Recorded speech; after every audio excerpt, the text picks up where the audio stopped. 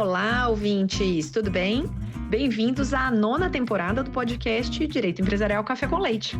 Eu nem acredito que a gente vai fazer 4 anos juntos, ouvindo, discutindo, se deliciando aqui com o direito empresarial.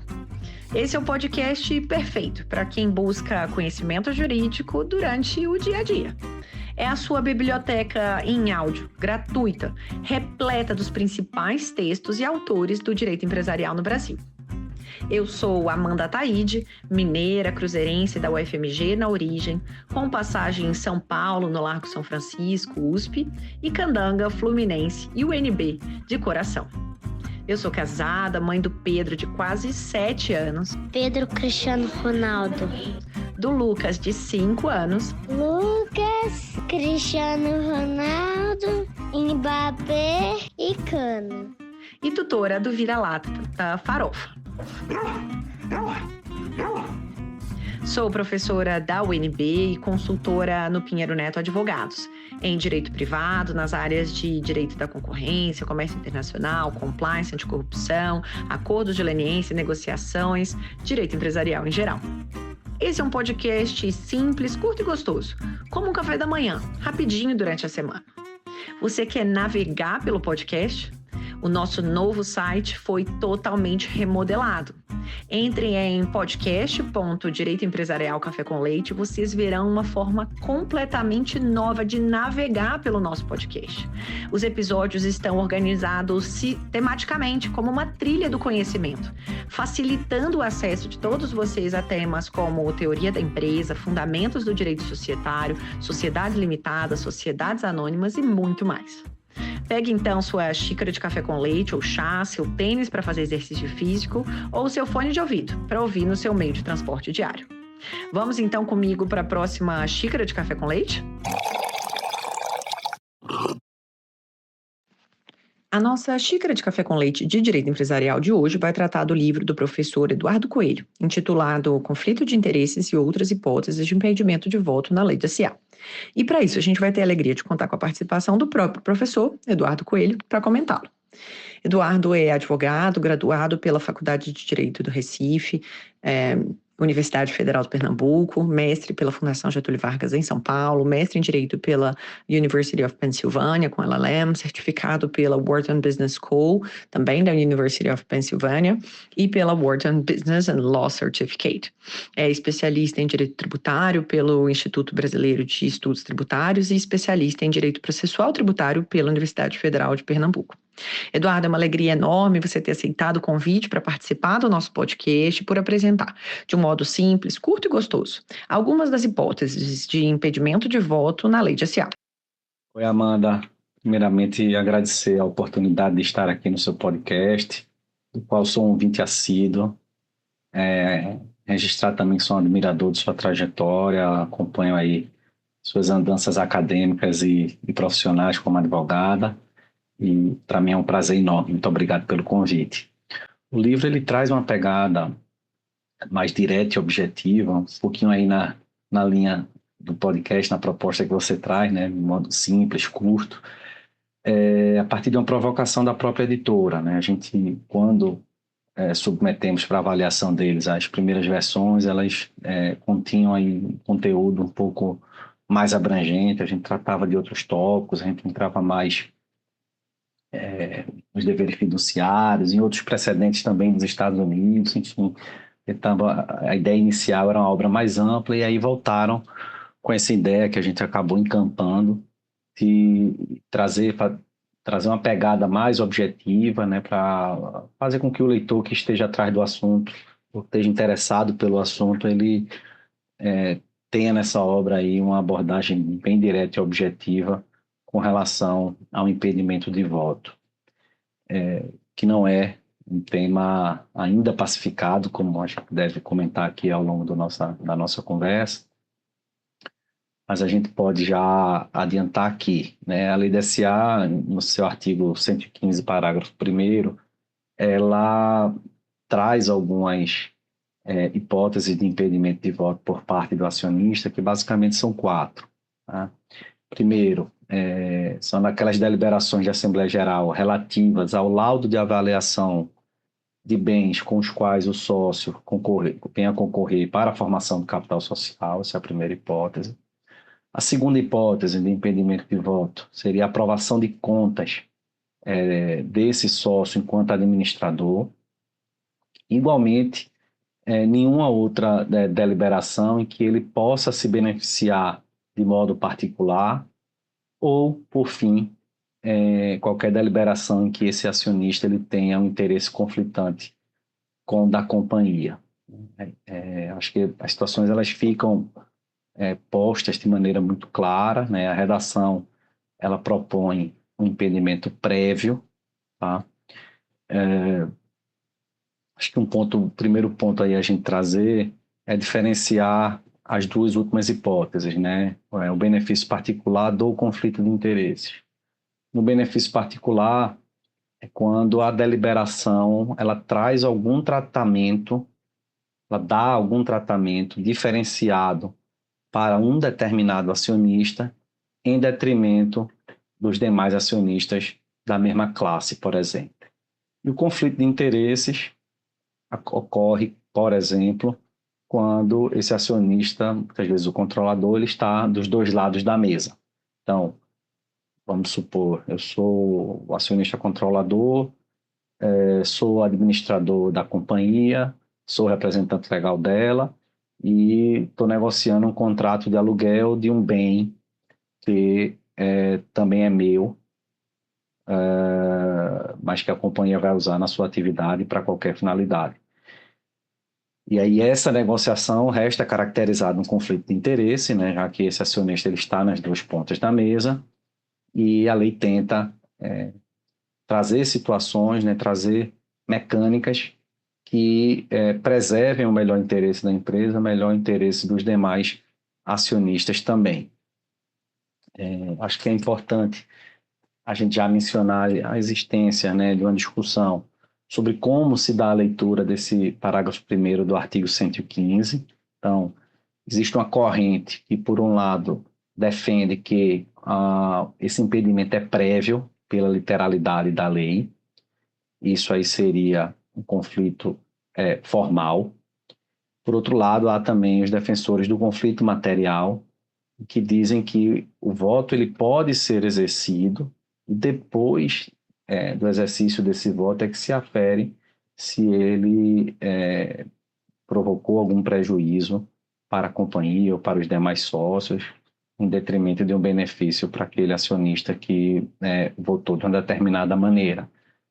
O argumento aqui é que você só consegue verificar se havia ou não um conflito após o exercício do voto, né? Uma interpretação um pouco extensiva do que consta aí no texto. Acho que a gente também consegue tocar um pouco mais nisso ao longo do nosso papo, mas para o ouvinte fixar bem aí os conceitos, acho que é importante a gente já deixar registrada a existência dessa discussão entre o conflito material e o conflito formal. Basicamente, o que está em jogo aí, o principal ponto em jogo é a proteção ao acionista minoritário. Então, como eu vou fomentar o investimento no mercado de capitais se aquele acionista cuja voz e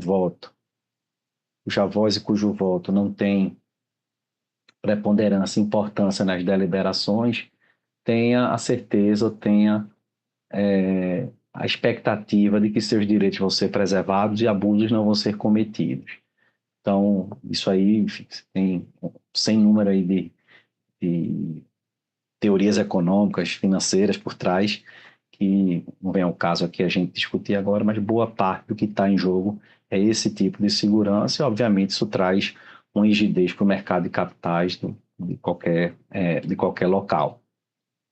Acho que é importante registrar também a existência da regra do artigo 156, que aí é direcionada também aos administradores, né, em que eles não podem participar de deliberações, não podem deliberar sobre temas em que eles estejam atuando em conflito de interesse. Então, seria a mesma hipótese. Eu não sou um acionista, por exemplo, sou só administrador de uma determinada companhia, e essa companhia tem interesse em locar um imóvel que é meu, da pessoa física. E o artigo 156 ele também endereça essas situações e, como a gente vai ver aqui um pouco mais adiante, quando desenvolver um pouco mais o tema, também não há já há alguma celeuma também ao redor desse dispositivo.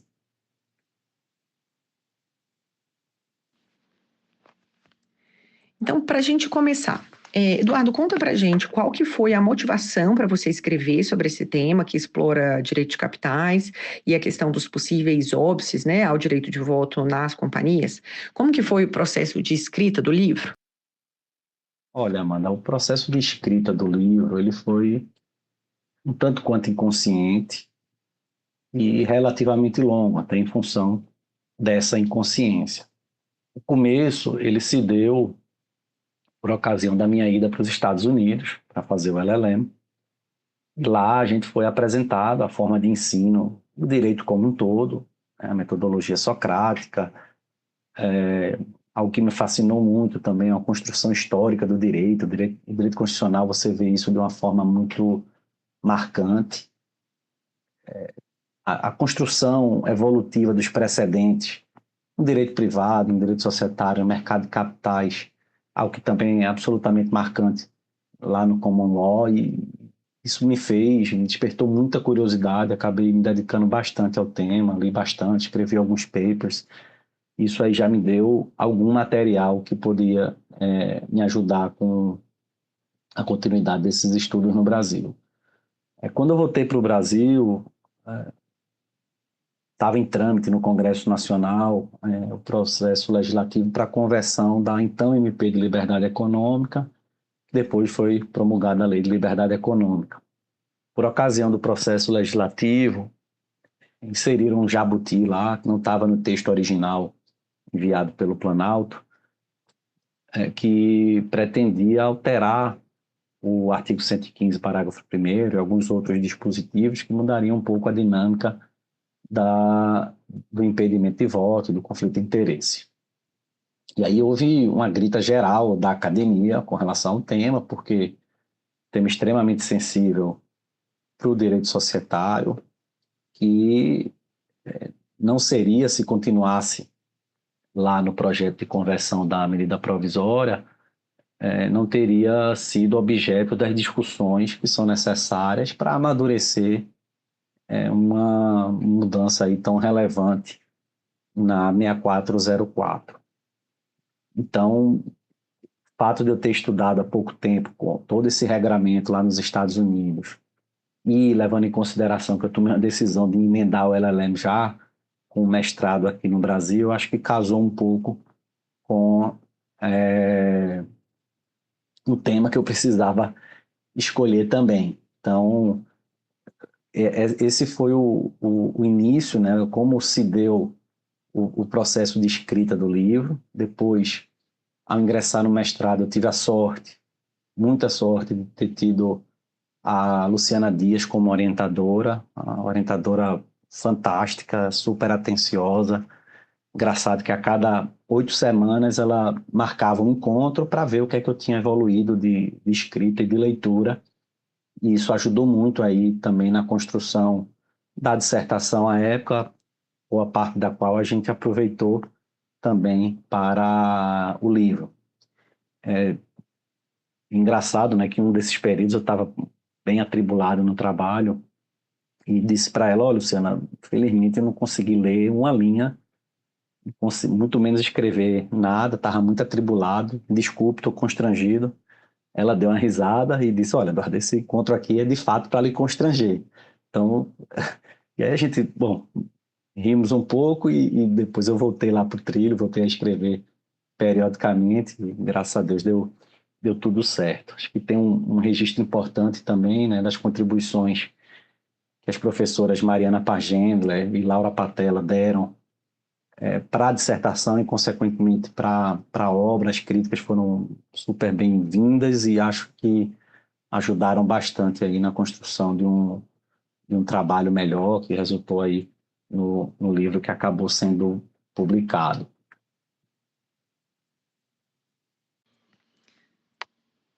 Então, vamos entender um pouquinho. Como que você entende e define, né, os conflitos de interesses no contexto das sociedades anônimas? A gente já teve aqui episódio com o professor Erasmo Valadão a respeito desse tema também. Então, queria entender, na sua opinião, quais que são os impactos práticos desse conflito de interesses para a gestão, por exemplo, da imagem dos sócios, para a proteção de minoritários e outros temas que você queira abordar. Em primeiro lugar, é importante a gente trazer o que é interesse, qual a definição desse termo, já que a lei não o fez. E aí eu gosto de pegar emprestada a definição trazida pelo professor Valadão, que você mencionou há pouco, e que certamente é um dos expoentes quando o assunto tratado é o direito societário como um todo, em específico aqui, o endereçamento de situações em que interesses conflitantes se fazem presentes. E aí ele diz que interesse é a relação estabelecida entre o sujeito de direito e o bem em questão no contexto de uma situação juridicamente relevante. Lembrando aqui um pouco daquela diferenciação que a gente fez no começo da conversa, a gente tem de um lado a possibilidade de você resolver o conflito de interesses por meio de um conflito formal ou pelo conflito material, ou análise substancial, como parte da doutrina também gosta de chamar. Pela leitura do artigo 115, parágrafo 1º, eu me filio à corrente em que defende uma análise formal. Existe um impedimento prévio de voto. Sei que é uma petulância eu discordar de algumas pessoas com o quilate do professor Valadão, por exemplo, mas indo um pouco para as lições de Kelsen, eu entendo que essa interpretação extensiva que às vezes pretendem conferir ao texto do artigo 115, parágrafo 1º, ela é tão extensiva que ela não cabe no quadrante da própria norma. Então, por isso também eu entendo que o legislador ele privilegiou uma análise sob o ponto de vista formal. Antes de entrar na questão da imagem e da proteção para os minoritários, eu acho que também vale a gente trazer alguns aspectos que permeiam tanto o conflito formal quanto o material, com base na doutrina não só brasileira, mas também na doutrina estrangeira. Né? Tem um professor de Colômbia, o professor Zohar Goshen, ele escreve também sobre o tema e aborda essa diferença entre formal, que ele chama de property rules, e no material ele chama de liability rules, que é exatamente essa situação do controle prévio no property rules e o controle a posteriori nas liability rules. Ele, como outros doutrinadores que escrevem sobre o tema, indicam que é necessário um judiciário forte naqueles locais em que o conflito material ele é o caminho para resolver essas situações nas deliberações. Por quê? Porque como o voto é proferido, a decisão é tomada, o encaminhamento é dado no âmbito de uma determinada companhia, eventuais abusos, eventuais desvios precisam ser corrigidos aí de forma bastante célere, e para isso necessitam não apenas de um judiciário sofisticado, mas sobretudo o igualmente rápido. Por outro lado, aqueles locais em que privilegiam o conflito formal, há uma indicação de que existe uma necessidade de muito mais diálogo entre os acionistas. À medida em que o controlador ele está impedido de votar, ele precisa procurar seus pares, procurar os demais acionistas para negociar, né? E para, sobretudo, convencê-los de que aquele caminho que ele está defendendo é o melhor para a própria companhia e não fere os seus direitos.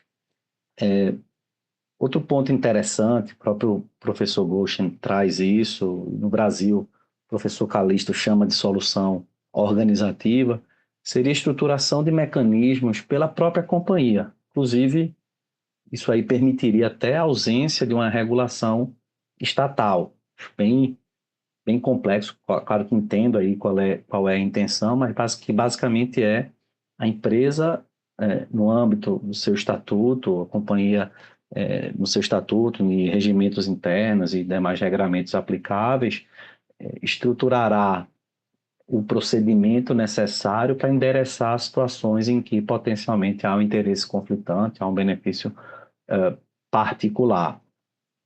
E, como eu falei também no começo, esse regramento ele é super importante para a proteção do acionista minoritário. Estudos mostram, a própria CDE, Banco Mundial, em que quanto mais proteção você tem ao minoritários, tende a haver um estímulo maior ao investimento. Na medida em que você consegue aumentar a gama de investidores que terão a tranquilidade para alocar seus recursos numa determinada empresa, numa determinada companhia, sabendo que, caso haja algum tipo de abuso, esse abuso vai ser solucionado, por exemplo, pela própria legislação. O próprio Goshen, no artigo 2019, ele traz esse controle reputacional como algo até mais forte do que a própria Corte de Delaware, que, segundo ele, ela se enfraqueceu um pouco com o tempo, né? As medidas judiciais elas se prestam muito mais como um mecanismo de pressão, e aí eles chegam a um acordo. Litigar nos Estados Unidos é proibitivamente caro, né, como se sabe, e aí ele vem com essa ideia do controle reputacional. Então, acho que, como lição aqui para essa parte da conversa, é que o principal objetivo, tanto de uma norma quanto de outra, é ter um mecanismo muito claro que propicie uma tranquilidade lá para o pequeno investidor, para os minoritários em geral, a alocarem seus recursos em companhias sediadas nessas localidades. Espera só um pouquinho que eu já volto para a nossa entrevista. Que você curte direito empresarial, eu já sei. Que você está aqui ouvindo o nosso podcast. A minha pergunta é: você sabe quão conectado o direito concorrencial está do direito empresarial? Tem interesse em se aprofundar nesse tema?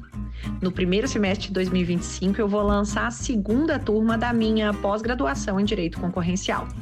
É uma pós-graduação totalmente virtual, registrada no MEC, com conteúdo linear, completo e extremamente atualizado, que visa preparar os alunos para os problemas práticos do dia a dia. Operações societárias que são de notificação obrigatória ao CAD, cláusulas contratuais, práticas empresariais, como que o direito concorrencial se relaciona com outras áreas do direito. Se você ficou curioso e interessado em como que esse conhecimento pode contribuir na sua formação jurídica e na sua atuação prática, eu te faço o convite. Entra no site Pós em Direito Concorrencial e se inscreva na nova pós-graduação que eu estou lançando, portanto, agora, em 2025, a turma 2. Eu espero você lá. Eu já peguei minha xícara de café com leite e a gente pode voltar para a nossa entrevista. No livro, você também apresenta uma série de casos paradigmáticos, tanto na jurisprudência do Brasil quanto dos Estados Unidos, a respeito desse tema de conflito de interesses. A partir dessa experiência, quais que são os pontos que, na sua opinião, são interpretações que são convergentes e quais que divergem, né, substancialmente nos Estados Unidos e no Brasil? Sobre esse ponto, talvez valha a pena a gente detalhar um pouco a realidade americana e depois ir para esses pontos de convergência e divergência com o que a gente observa aqui no Brasil. Nos Estados Unidos, como se sabe, né, eles adotam common law, que boa parte da lei, claro, existem leis formais, enfim, escritas, mas boa parte da lei ela é formada pela jurisprudência, pelos casos que vão sendo produzidos pelos tribunais e pela doutrina dos stare decisis, né? Os tribunais inferiores, eles precisam, e as instâncias inferiores precisam seguir aquela decisão que foi adotada e determinada por aquela instância superior. E aí vem um pouco do que Oliver Wendell Holmes falava, final do século XIX, começo do século XX, que ele dizia que equiparava, na verdade, essa situação a uma profecia. Ou seja, existe a necessidade de se ter regras claras, uma aplicação firme, para que o operador do direito ele tenha uma previsibilidade da consequência de uma determinada conduta. Isso aí conferiria estabilidade ao sistema jurídico como um todo. Especificamente no que diz respeito ao conflito de interesses, os Estados Unidos eles adotam claramente o conflito material. Existe uma barra bem elevada aí, em que o julgador de cada caso, os julgadores de cada caso, eles fazem um escrutínio daquela situação específica e a depender da presença ou não de alguns elementos, esse escrutínio ele vai ser um pouco mais pesado, né, o fairness test, ou ele vai ser muito mais leve, que seria um julgamento com base no que a gente chama, né, que a doutrina chama, na verdade, de business judgment law. Nos Estados Unidos, acho que a gente pode trazer, na verdade, 3 casos bem paradigmáticos que refletem a evolução do tratamento conferido ao conflito de interesse, né, ao voto do acionista controlador em determinadas situações. Eu não vou entrar no detalhe fático de cada um desses casos, mas qual foi o direcionamento que o tribunal deu, e aqui a gente vê bem aquilo que a gente falou no começo, de uma construção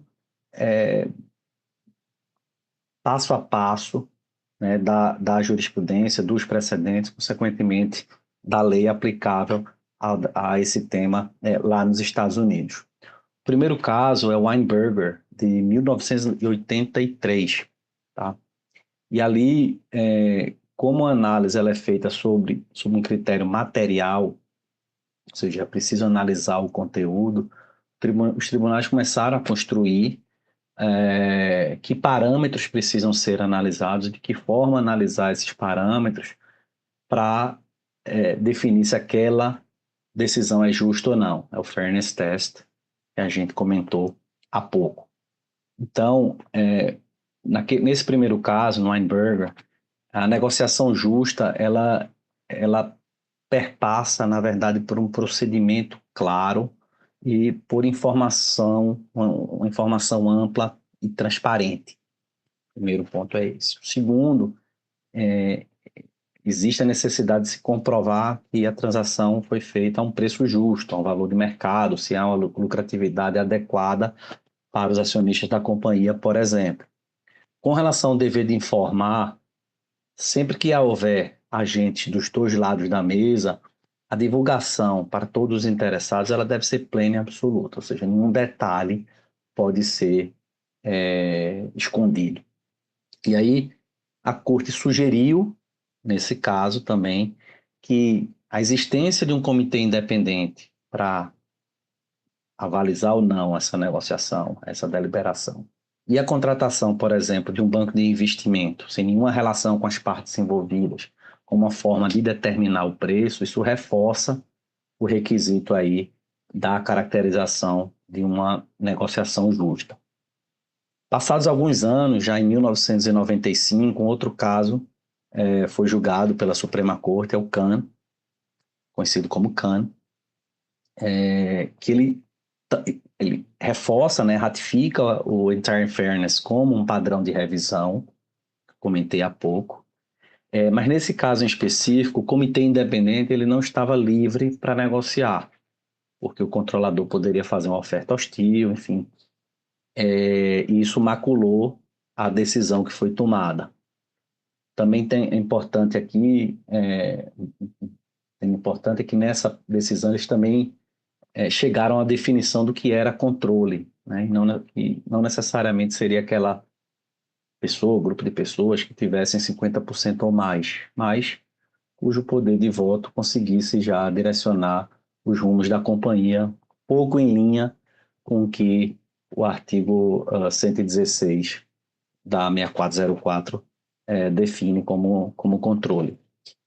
E aqui, quando a gente trata do comitê independente, e o ponto que ele traz é a votação pela maioria da minoria, ou seja, se a transação ela foi analisada por um comitê independente ou se a maioria da minoria, ou seja, os minoritários, votaram em sua maior parte, favoravelmente à transação, aqui haveria a inversão do ônus da prova, ou seja, quem enfrentou essa deliberação em juízo tem que mostrar o porquê dela não ser justa, e não o controlador que proferiu seu voto.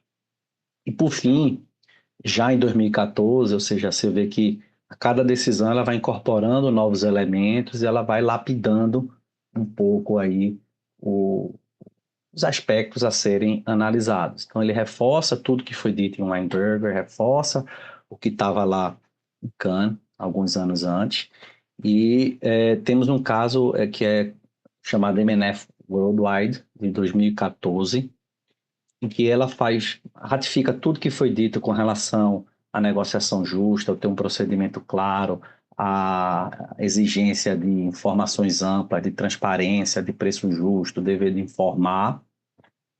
Mas ele diz que se eu tiver comitê independente constituído, sem nenhum vício, e a maioria da minoria votar favoravelmente àquela transação, o escrutínio ele vai se dar pelo Business Judgment Rule. Então, dificilmente essa deliberação seria anulada ou cancelada, ou convertida em perdas e danos. Então, aí você vê que estou falando aí de pouco mais de 30 anos, tá certo, para se chegar ao entendimento que tem hoje, numa construção até seguindo uma certa lógica.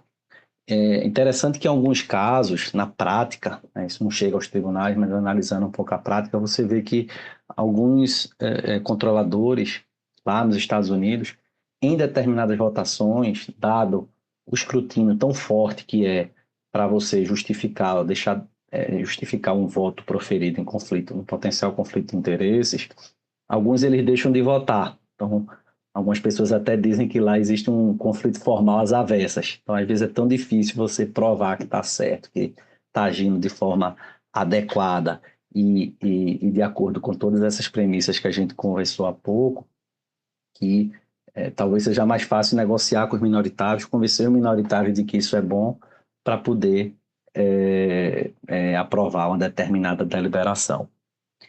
Aqui no Brasil, o que é que você vê, né? Primeiro, existe uma divergência doutrinária muito forte sobre a leitura do parágrafo 1º do artigo 115. Parte importante da doutrina defende uma análise sobre o ponto de vista formal, né? Na análise formal, critério formal, a qual me filio, e outra parte também muito importante da doutrina defende o critério material, e aí, nessa defesa do critério material, você vê até normas emanadas pela CVM e a defesa desses doutrinadores de boa parte desse procedimento que a gente vê nos Estados Unidos, ou seja, uma valorização de um procedimento adequado, uma valorização de informação ampla, uma valorização de transparência, valorização de preço justo, eventualmente avaliar como a minoria votou, eventualmente também a constituição de um comitê independente para tratar daquele tema em específico, aí é onde eu vejo onde se aproxima. A questão aqui da CVM é que a interpretação dela oscila bastante. Isso naturalmente preocupa um pouco sobre a ótica da segurança jurídica, né? Embora nos Estados Unidos, apesar do stare decisis, você ter uma previsibilidade muito maior, claro que existem situações em que temas são revertidos pela própria Suprema Corte, como foi o caso agora do aborto, né? Roe v. Wade, por exemplo. Mas muito mais raro do que aqui e muito menos constante do que a gente vê aqui no Brasil. Então, até pouco tempo atrás, a CVM ela vinha, desde o caso Tractebel, decidindo aí pelo critério formal, embora no momento mais recente já com alguma divergência, e agora com essa nova conformação do colegiado, a partir dos casos Springer e Saraiva, houve uma mudança do entendimento da CVM com relação a isso. Na verdade, me preocupa, enquanto operador um pouco, de novo, pela falta de segurança que a gente tem, de como a gente vai estruturar, inclusive políticas internas, né, de companhias, abertas ou não, principalmente as abertas, para poder tratar de temas dessa natureza. E, portanto, respondendo aí ao título do seu livro, né? Diante desses casos de conflito de interesses, quais que são, né, essas hipóteses e outras hipóteses de impedimento de voto pela lei DSA? As hipóteses na lei DSA se resumem às 4 que estão lá no parágrafo 1º do artigo 115, que a gente mencionou há pouco. Então, a primeira delas é a impossibilidade de o acionista votar numa deliberação assemblear relativa ao lado de avaliação de bens que ele concorrer para a formação do capital social. E a segunda delas é a aprovação de suas contas como administrador. Essas aí são um pouco mais óbvias, eu acho que não comporta maiores discussões. As outras duas, elas já estão enquadradas nessa celeuma sobre a leitura do parágrafo 1º, sobre a ótica do conflito formal ou do conflito material, que seria a terceira, o benefício particular, ou seja, aquela situação em que o acionista lhe é garantido ou vota a favor de alguma vantagem que não é dada aos acionistas com a mesma classe que ele pertence, e o caso do conflito de interesses, em que a gente já tem uma situação extrasocial, aquele exemplo da locação de um imóvel que é detido pelo acionista controlador, por exemplo, na pessoa física, que vai negociar essa locação com a companhia da qual ele é controlador. Essas são as 4 situações que estão elencadas de forma explícita no parágrafo 1º. E também só queria registrar aqui que a própria CVM, ela alargou um pouco essas hipóteses a partir dos casos, né? E ela precisa resolver as situações que lhes são apresentadas, mas 2 situações eu chamaria a atenção aqui que vieram a partir de decisões da própria CVM. A primeira delas é o exercício de voto por meio de uma pessoa jurídica. Então, eu sou o controlador, jogo minha participação para uma holding, e essa holding que é minha negocia com uma outra patrimonial que eu detenha fora a locação desse imóvel, por exemplo. Por mais que não seja a mesma pessoa nas 2 pontas, o beneficiário final acaba sendo a mesma pessoa, e a CVM censurou esse tipo de artifício. E a outra, parece um pouco óbvio também, mas teve alguma discussão em cima disso, a deliberação sobre o ajuizamento de ação de responsabilidade e a suspensão dessa deliberação, o voto sobre essa suspensão. Como existe interesse, obviamente, direto do controlador, nesse caso específico, a CVM entendeu que também era algo que estaria sujeito ao impedimento. No primeiro momento, ela absolve, porque não está na letra da lei, não é explícito na lei, mas absolve por ausência de precedentes anteriores. Então, certamente é algo que foi censurado em casos posteriores. E agora, nos encaminhando para o final. O caminho que a CVM tem adotado recentemente a respeito da definição de um conflito, né, material, na sua visão, ele é adequado? Como que você enxerga essa mudança, né, de posicionamento? Como que o Judiciário, o Congresso estão traçando, na sua visão, essa definição, a ampliação do conceito de conflitos de interesse nas sociedades anônimas? Eita, pergunta boa. Particularmente, eu acho negativa essa mudança de entendimento da CVM.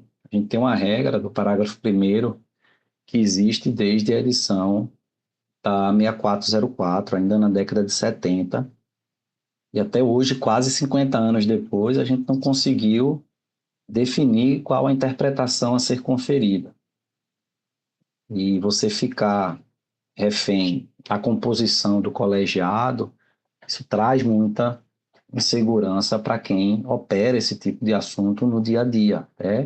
As próprias companhias se prepararem, montarem políticas internas, política de conflito de interesse, de como endereçar, muitas vezes eles precisam se espelhar em como o regulador ele vem se posicionando sobre o tema. Então, eu acho que isso é muito ruim sobre a ótica da segurança jurídica. Como eu falei, o conflito formal ele vinha desde o caso Tractebel até os casos Springer e Saraiva. Posteriormente, você já teve outros casos que ratificaram o critério material conforme o entendimento dessa nova composição colegiada da CVM. Caso Recrosul, Gol, dois que são os que me vêm agora em mente. E aí não é por antipatia ao critério material. No livro eu defendo, inclusive, a adoção desse critério, a edição de nova norma no âmbito da 6404, alterando ou deixando mais claro qual o critério aplicável e em que situações seria aplicável, mas simplesmente eu não consigo entender, né? Eu não consigo ler a norma de uma forma distinta que não a de que ela está privilegiando, determinando que seja adotado o critério formal no Brasil. Hoje você tem algumas discussões esparsas sobre o tema, né? Existe um projeto de lei de 2019 do deputado Jerônimo Gorgin, do Rio Grande do Sul, em que ele contempla as duas situações, tanto do critério formal quanto do critério material. No judiciário você tem pouquíssimos precedentes ainda sobre o assunto, né? Tem um recurso especial do Rio Grande do Sul, 131.300, que também toca no tema, mas ainda de maneira muito incipiente se você comparar com a forma com a qual a CVM ela vem endereçando o assunto. Politicamente, eu acho que é um tema que não está na pauta ainda, acho que esfriou desde aquela discussão que houve em 2019, na época do processo legislativo de conversão da MP da Liberdade Econômica, e por enquanto a gente fica aqui assistindo, né, os próximos capítulos, esperando que a gente possa ter aí um cenário um pouco mais objetivo, que confira segurança, de novo, fomente o investimento e dê segurança àquelas pessoas que pretendem investir no mercado de capitais no Brasil. E, por fim, diante do sucesso dessa pergunta na última temporada, a gente continua nessa nova temporada a pergunta de quem é você na pessoa física. Conta um pouquinho mais para a gente dos seus gostos, dos seus interesses, como você usa seu tempo livre e se você também ouve aí episódios de podcasts que não sejam jurídicos, que possam aí informar também os nossos ouvintes. Sou Eduardo, casado com a Fernanda, sou pai de 3 filhos, Henrique, hoje com 13 anos, um casal de gêmeos, Pedro e Alice, hoje com 7 anos. Gosto muito de esportes em geral, pratico tênis e corrida no clube lá perto de casa. Futebol já me aposentei, com medo de me machucar, e acho que não tinha tanto talento também, então preferi fazer minha corrida e seguir no tênis de manhã muito cedo. Acordo muito cedo, gosto muito do que faço, da minha profissão, de nós enquanto operadores do direito, os agentes que a gente consegue ser, transformação como um todo, não só da vida das pessoas, mas da sociedade. Eu acho que a gente tem uma responsabilidade muito grande em cima disso também. Fico bastante no que eu chamo de ponte aérea, mas é uma ponte longa, entre Recife e São Paulo, então passo parte do mês em Recife, outra parte em nosso escritório de São Paulo, e também é algo que me desafia bastante. E acho que isso eu gosto muito dos meus amigos, gosto de uma boa festa, me animo bastante, adoro praia, acho que por isso que não consegui sair aqui de Recife. Gosto muito de andar de barco, enfim, alguns hobbies aí que você vai adquirindo ao longo da vida e que acabam servindo como terapia. Como podcasts não jurídicos, eu tenho ouvido bastante o Xadrez Verbal, podcast bem denso, fala de geopolítica, bem atual, gosto bastante. Outro que também me anima para assistir. Às vezes eu dou alguns tiros de vários episódios de uma vez. É o Zero ao Topo, né, que conta histórias de empreendedores como um todo. Eu gosto de entender muito aí como funciona a cabeça, o mindset dessas pessoas que tiveram sucesso ao longo da vida. Muito obrigada pela sua presença e até a próxima. Eu que agradeço, Amanda. Foi não só um prazer, mas uma honra, uma satisfação enorme estar aqui. Sou ouvinte do seu podcast já há algum tempo. Muito bacana bater um papo sobre esse tema que é tão instigante, pelo menos para mim, né? Espero que os ouvintes tenham gostado e que o papo tenha sido útil de alguma forma para eles. Então, fico à disposição. Deixo um grande abraço em todos. Muito obrigado.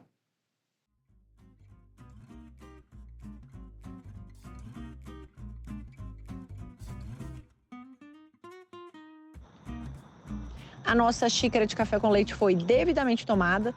Agradecendo aqui a nosso convidado pela presença, a vocês pela audiência. Se vocês tiverem sugestões, comentários, não deixem de me procurar. No LinkedIn, Amanda Taide, no Instagram, Direito Empresarial Café com Leite e também, caso vocês tenham meu contato, podem me mandar mensagem no WhatsApp. Um abraço a todos. Tchau, tchau.